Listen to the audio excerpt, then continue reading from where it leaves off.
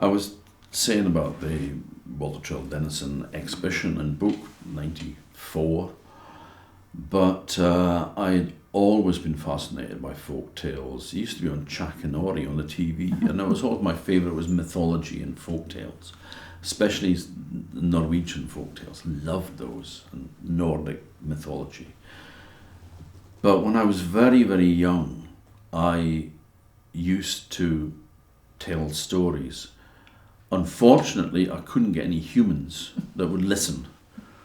But I was born and brought up on a farm, so there were captive animals that could be an audience.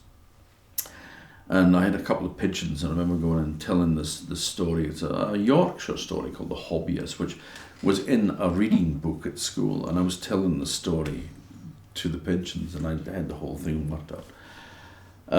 They weren't impressed, but they flew away. I come to think of it. That should have been a clue there.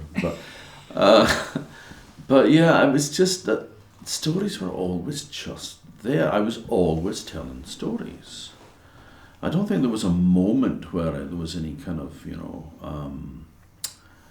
was no moment when suddenly, like an epiphany, it was just something that I had always done. And then when I was asked to give the talks, I had done storytelling before I did the talks but it was just because a friend of mine ran the youth hostel in Kirkwall, and there was a group of Dutch students, about 60 students, and wanted some folk tales.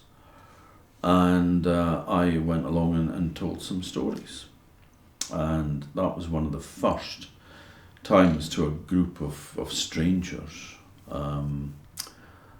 So yeah, it's just something that was always in there, just waiting to get out. Kind of like Dracula in a coffin or something, So.